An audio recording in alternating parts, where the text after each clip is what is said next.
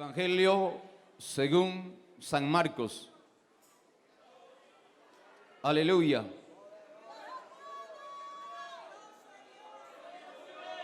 En el capítulo 16.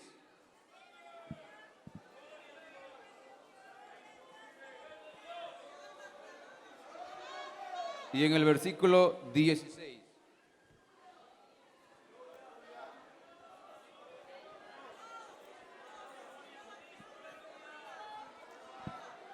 Aleluya. No deje de alabar a Dios.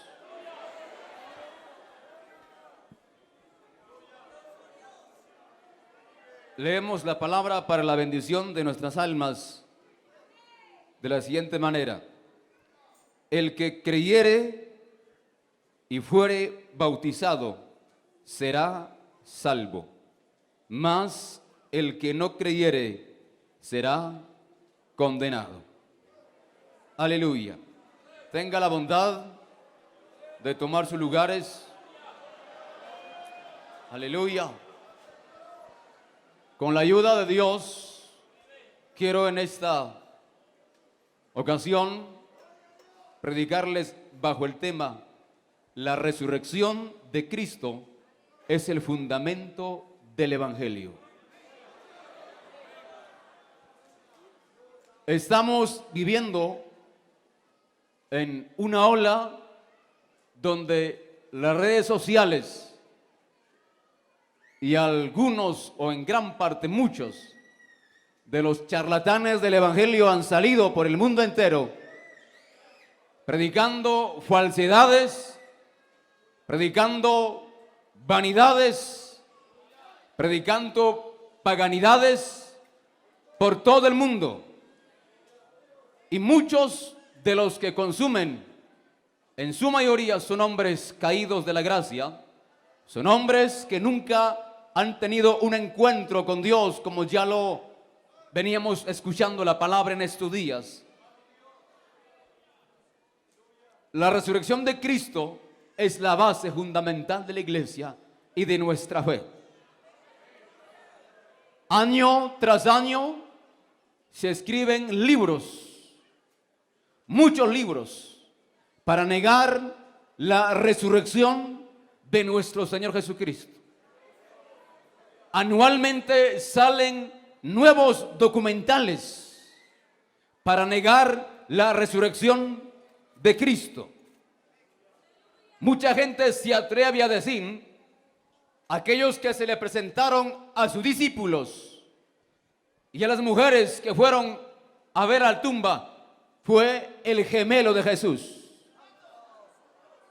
Ante esta ola que abunda en las redes sociales y que llega a corazones dañados de muchos decepcionados del Evangelio, yo no sé por qué, solo porque no le fueron fieles a Dios, este mensaje está carcomiendo la vida de la juventud, de líderes, de pastores, de congregaciones, de denominaciones.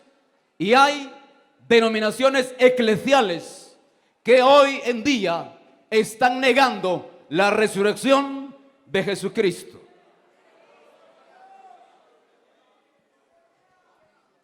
Algunos historiadores cristianos nos han mostrado, por ejemplo, algunos libros que son fuentes extrabíblicas, si es que aquellos ateos no quieren al menos leer la palabra. Hay fuentes extrabíblicas como Josefo, Tácito, Plinio el Joven, Suetonio, Talo, Luciano, etc., que hablan de la historicidad de la existencia de nuestro Señor Jesucristo. Pero no me importan tanto estas pruebas, aunque históricamente son muy buenas para el conocimiento de cada uno de nosotros. Lo que me importa a mí en esta ocasión es lo que nos dice la Sagrada Escritura, la Biblia, porque toda palabra fue inspirada por el Espíritu Santo de Dios. Aleluya. Todos hemos leído Marcos 16:16, el que creyere y fuere bautizado será salvo, mas el que no creyere será condenado. Y antes de abundar en el pasaje leído, quisiera entrar en el contexto a qué es lo que Jesús se estaba refiriendo con esa palabra. Cuando leemos en el versículo 1 del capítulo 16, dice la escritura: cuando pasó el día de reposo, María Magdalena, María, la madre de Jacobo, y Salomé compraron especies aromáticas para ir a ungirle. En otras palabras, para embalsamarlo. Y esta costumbre practicaban los judíos para que el cuerpo no se deteriore o no huela y se conserve. Y veo en este pasaje que María Magdalena y María la madre de Jacobo y Salomé estaban convencidos de que Jesús no iba a volver a la vida. Estaban convencidos de que el rey de los judíos ya no se volvería a levantar. Por eso es que iban a la tumba. Yo me pregunto, ¿dónde habrá quedado la palabra de Jesús cuando Él estuvo predicando el Santo Evangelio? Muchas veces le dijo que Él iba a resucitar al tercer día. Pero pareciera que esta palabra cayó al vacío. Se lo llevó el viento. Fueron a la tumba creyendo que Jesús nunca iba a volver a la vida. Y eso es lo que el diablo le hacía creer. Y eso es lo que el diablo en la actualidad también hace creer a mucha gente, que Él no está vivo. Pero si Él no está vivo, la gloria que estamos viendo, la gloria que estamos sintiendo, el poder de Dios que nos ha visitado en estos días, la presencia de Dios que nos ha visitado en estos días, ¿qué es ese poder? ¿Qué es esa presencia? Cuando se habla de gloria, se habla de la presencia de Dios. ¿Por qué siente la gloria? ¿Por qué siente la presencia? Porque Jesús está vivo. Ha resucitado. Poderoso nuestro Dios. Y muy de mañana, el primer día de la semana, vinieron al sepulcro. Ya ha salido el sol, pero decían entre sí: ¿quién nos removerá la piedra de la entrada del sepulcro? Pero cuando miraron o vieron removida la piedra, que era muy grande, y cuando entraron en el sepulcro, vieron a un joven sentado al lado derecho, cubierto de una larga ropa blanca, y se espantaron. Mas Él les dijo: no os asustéis. ¿Buscáis a Jesús Nazareno, el que fue crucificado? ¿Qué dice la Escritura? Ha resucitado. No está aquí. En los 5 continentes del mundo, todos los cementerios o los panteones se caracterizan por tener restos óseos. Pero la única tumba que no contiene los restos óseos es la tumba donde fue sepultado Cristo. Por eso hasta el día de hoy hay un letrero ahí en la puerta del tumba que dice: no está aquí, ha resucitado. Y todas las personas, aunque sean inconversas, muchos de ellos testifican: cuando llegaron a esa tumba, sintieron la presencia de Dios, porque Él no está muerto, ha resucitado y está en medio nuestro en esta mañana para seguir llenándonos de su gloria genuina. Él ha resucitado. Un día como hoy, el primer día de la semana, Él resucitó. Por eso nosotros no celebramos las fiestas paganas y recordando a un Dios derrotado, recordamos a un Dios vivo, a un Dios glorioso. Él no está en la tumba, Él no está en la cueva, Él no está en la cárcel, Él está aquí mismo en esta tarde. Oh, gloria, gloria, gloria. Adore su presencia, adore su gloria. Él está en medio nuestro. Maravilloso nuestro Dios. Aleluya. No está aquí. Mirad el lugar en donde le pusieron. Pero id, decid a sus discípulos y a Pedro que él va delante de vosotros a Galilea. Un dato muy interesante. Dice, ve y dile a Pedro. ¿Por qué a Pedro? Cuando uno lee Marcos 14, 28, aleluya, dice la escritura, pero después que haya resucitado, iré delante de vosotros a Galilea. Entonces Pedro le dijo, aunque todos se escandalicen, yo no. Y le dijo Jesús, de cierto te digo, que tú hoy, en esta noche, antes que el gallo haya cantado 2 veces, me negarás 3 veces. Pedro le había negado. Pero aquí estamos observando una vez más la misericordia de nuestro Dios. Para decir, Pedro, yo sé que me ha negado, pero para demostrarte que te amo, yo te busco a ti primero. Dile a Pedro y a los otros. Dice el versículo 8, y ellas se fueron huyendo del sepulcro porque les había tomado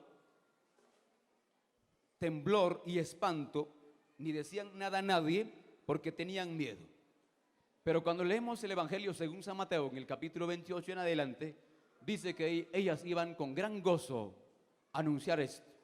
Lo que el evangelista Marcos registra es que estas mujeres no querían, el temor era que los judíos no se enteraran de esta noticia porque le iban a acusar de que estas mujeres se robaron el cuerpo de Cristo. Y de hecho ese es el cuento de muchos hasta el día de hoy. Conozco en mi nación algunos teólogos que niegan la resurrección de Cristo. Que el Señor los reprenda.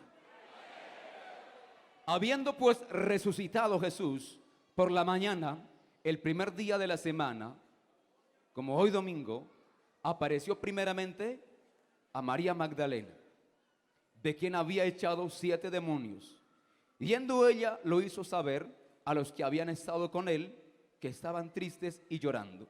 Ellos, cuando oyeron que vivía y que había sido visto por ella, no lo creyeron. Cuando se lee este versículo, se entiende que las mujeres fueron los que llevaron el evangelio por primera vez aquí después que Cristo resucitó. Porque el evangelio lo que significa es buenas nuevas, buenas noticias. Nunca el evangelio sería bueno si se anunciara un Dios muerto. Nunca el evangelio sería bueno si se anuncia de alguien derrotado. Aleluya. Porque el evangelio que predicamos es un evangelio completo. No hay medias verdades ni medias creencias. Las profecías bíblicas de su nacimiento, muerte y resurrección se cumplieron en Jesucristo. Por ejemplo, en el libro de Génesis, 1400 años antes de Cristo, se habló de Jesucristo. En los Salmos, de 1000 a 300 años antes de Cristo, en los Salmos mesiánicos, se habló de Cristo. En Isaías, 700 años antes de Cristo, se habló del nacimiento de Cristo. En Miqueas, 730 años, se habló del nacimiento de Cristo. Eso es solo como un pincelazo. Hay muchos pasajes en la Biblia que hablan de estas profecías. Y la Biblia dice en Gálatas 4:4, ya dando el cumplimiento de la profecía, pero cuando vino el cumplimiento del tiempo, Dios envió a su Hijo, nacido de mujer y nacido bajo la ley. En primera carta de Pablo a los Corintios 15, 3 al 4 dice: porque primeramente os he enseñado lo que asimismo recibí, que Cristo murió por nuestros pecados, conforme a las Escrituras, y que fue sepultado y que resucitó al tercer día, conforme a las Escrituras. Ahora, si Cristo hubiese nacido, crecido y hecho algunos milagros, hubiese muerto, y si nunca hubiese resucitado, no era Jesús, no era Dios, no hubiese sido el Cristo ni el ungido. Pero ¿qué es lo que hace la diferencia del pueblo evangélico? ¿Qué es lo que hace la diferencia de la iglesia pentecostal? Aleluya. Oiga, hay muchos teólogos con un montón de libros. Hay un español que viaja a diferentes partes del mundo hablando de la historicidad de Jesús. Él dice: no niego su nacimiento, no niego su crecimiento, pero él no fue Dios. Con tremendos títulos colgados en la frente. Oiga, pero esta multitud de gente, ¿por qué fue cambiado? Por el poder del Cristo resucitado. Los milagros son hechos por el poder del Cristo resucitado. Todos ustedes son el resultado del poder del Cristo resucitado. Que ningún payaso teólogo venga con títulos baratos a decirnos que Él no volvió a la vida. No sabemos, no hay evidencia. Oiga, hay que cerrarle la boca al diablo. Esta es una evidencia que Él está vivo. Oiga, el milagro más grande es que un día usted se convirtió a Cristo. Aleluya. Yo soy la evidencia, usted la evidencia, los pastores son la evidencia que Él les cambió. ¿Sí o no? Maravilloso Jesucristo, poderoso nuestro Dios, para que hoy nos vengan a decir, por ese cargo que tengan, por catedráticos que son, enseñando tonteras. Oiga, y lo triste es que muchas iglesias están cayendo en esto. Escúcheme lo que le voy a decir. En plena pandemia, en el Perú, siempre me ha gustado estudiar acerca de los diplomados de la Biblia, porque cuando ya entendí el propósito de Dios que Él iba marcando en mi vida, siempre he buscado algunos estudios, aunque sea de un mes, 2, 3 meses. Siempre me apuntaba a los diplomados bíblicos, participaba en todo en torno a los estudios teológicos. Pero cuando un día llegó una oferta de una casa de estudios, pero como era en tiempo de pandemia, era vía Zoom. Era un estudio cerrado de 50 alumnos. El profesor, excelente en griego, excelente en hebreo, muy maravillosa enseñanza. Pero un día llegó al tema de el rapto de la iglesia en Tesalonicenses. Él dijo: ya acá conmigo hay estudiantes de 3 años y felicito a los nuevos estudiantes. Hoy yo quiero decir la verdad. Sacó como 10 libros. Ustedes que acaban de ingresar, lean este libro, lean este libro, lean este libro, lean este libro, y se les va a abrir su ojo, porque ustedes han sido engañados por sus pastores, por sus líderes evangélicos. Les han metido el cuento de que Cristo viene pronto. Usted dirá: maestro, pero si aquí dice el Señor mismo, dice Pablo, porque Pablo se incluye, dice nosotros, ya ves, porque él creía que Jesús iba a venir Y Pablo, si murió, no vino. Es falso. Pablo estaba, dijo este individuo. Pablo estaba completamente loco. Y Tesalonicenses no debiera estar en la Biblia, porque dice Pablo engañó a todos sus seguidores hasta el día de hoy. Y por eso felicito a aquellos que quieren aprender más de Dios. Les recomiendo estos libros para que se enteren la verdad. ¿Sabe lo que hice? Fue en ese mismo momento que reprendí al diablo después de 15 días de ir estudiando. Y resulta que este individuo es el maestro de teología en la iglesia que usted ya conoce.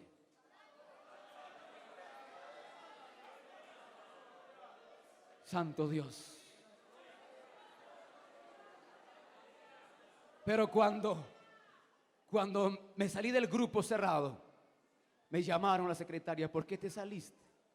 Acá estamos recibiendo revelación de Dios, nuevas revelaciones. No, otro evangelio no. Alguien que venga con otro evangelio, no le digáis bienvenido. No importa que sea tu padre, tu madre, tu hermano, tu hijo, al que trae evangelio distinto, no lo recibas. Reprende al diablo.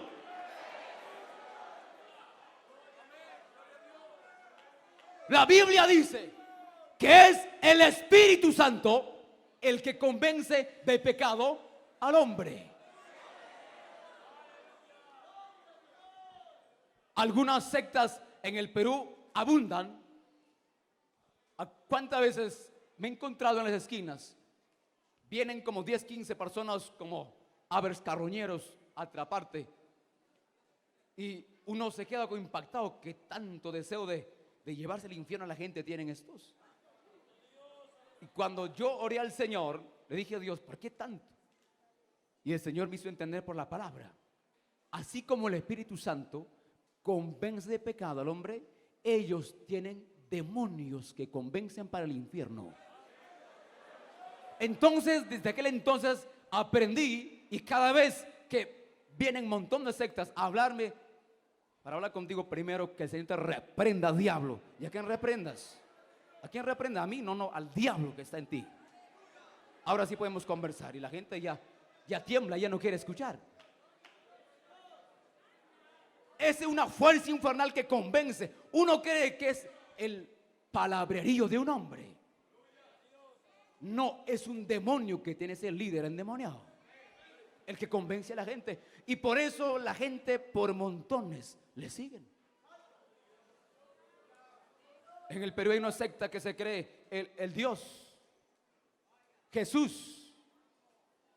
Terrible. ¿Y cuánta gente, hermanos, caen en eso?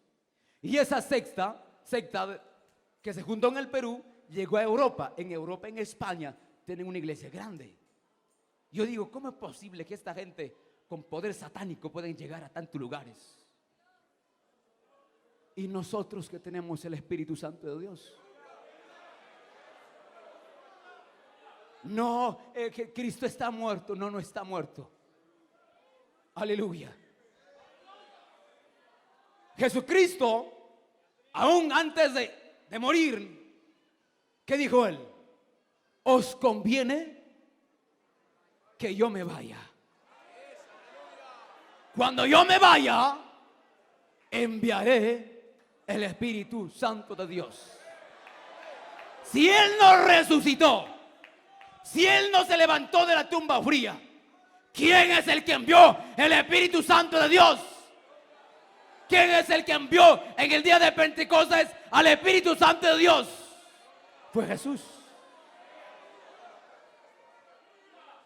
Mas el Espíritu Santo, a quien el Padre enviará en mi nombre, Él os enseñará todas las cosas y os recordará todas las cosas que yo os he enseñado. Aleluya. Gloria a Dios. Yo no sé por qué hoy la gente no quiere buscar en muchas iglesias la experiencia con el Señor. Cuando uno tiene experiencia con el Señor, no hay ateo, no hay filósofo, no hay un hombre conocedor que te puede convencer de la fe. Aleluya. Me gocé enormemente al ver tanta juventud aquí. Es una maravilla, hermano. Tenemos para poblar los 5 continentes de misioneros. Aleluya. Vamos a llegar ahí. Pero habiendo resucitado Jesús por la mañana, el primer día de la semana, apareció primeramente a María Magdalena, de quien había echado 7 demonios. Viendo ella, lo hizo saber a los que habían estado con él, que estaban tristes y llorando. Triste, ¿por qué? Y llorando, ¿por qué? Porque se había muerto Jesús. Pero ¿dónde quedó la palabra que aquel que Jesús le predicó, que él iba a volver a la vida? Llorando. ¿Cuánta gente aquí llorando? ¿Sería triste usted volver a su país? ¿Usted volver a su centro de trabajo? Triste. Llorando. ¿Y la gloria que usted presenció aquí? ¿Y la gloria que recibió aquí de parte de Dios? La palabra que recibió usted, ¿dónde lo va a dejar? Yo estoy seguro que todo lo que hemos sentido en estos días no fue una mera emoción. Fue la presencia pura de Dios. Y ellos, cuando oyeron que vivía y que habían sido vistos por él, ella, no lo creyeron. Estamos hablando de que se volvió incrédulo aquellos que habían caminado con Jesús. Aquellos que en el ministerio de Jesús le habían acompañado o han sido testigos de algún sermón de Jesús, ahora no creían en él. 3 días le había dejado Jesús. En 3 días se volvieron ateos. En 3 días, incrédulos. Hay mucha gente que recibe milagros en par de semanas en la borrachera. Reciben milagros impresionantes en un mes y ya están en el alcoholismo. Una semana en la discoteca, buscando maridos ajenos, mujeres ajenos, cristianos de campaña, cristianos de convención, de confraternidades. El Cristo que está vivo no dijo que estaría solo allá.